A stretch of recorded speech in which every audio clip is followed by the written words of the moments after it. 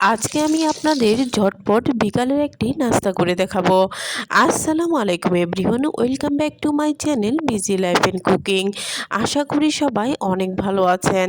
যে উপকরণগুলো আমাদের হাতের কাছেই থাকে ওই উপকরণগুলো দিয়েই আমি আজকে মজাদার একটি নাস্তা করে দেখাবো। তো চলুন ভিডিওটি দেখে আসি।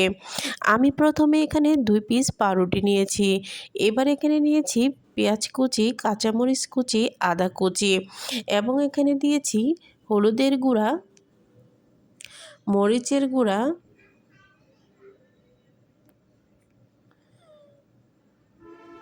চাট মশলা, পরিমাণ মতো লবণ, ধনিয়ার গুঁড়া।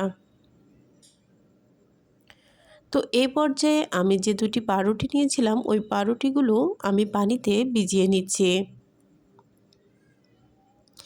এবার আমি এই পানিটা ঝরিয়ে নিব।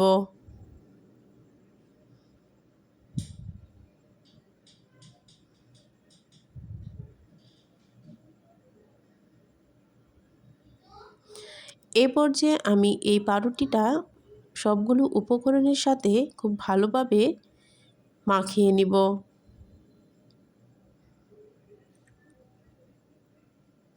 এবার আমি দিয়ে দিলাম 1 টেবিল চামচের মতো টমেটো সস। এবার দিয়ে দিয়েছি একটি ডিম। এ পর্যায়ে আমি সবগুলো উপকরণ একসাথে মাখিয়ে নিচ্ছি।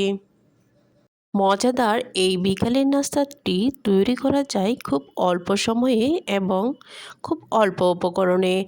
আপনারা চায়ের নাস্তায় কিংবা ঝটপট মেহমান আসলে খুব সহজেই এই রেসিপিটি তৈরি করে ফেলতে পারবেন। আমি এখানে খুব ভালোভাবে মাখিয়ে নিয়েছি। এই পর্যায়ে একটি প্যানে তেল গরম করে এবার এভাবে একটু লম্বা সাইজ করে দিয়ে দিব। তো আপনারা চাইলে কিন্তু গোল গোল শেপ বা পেঁয়াজু আকারেও দিতে পারেন।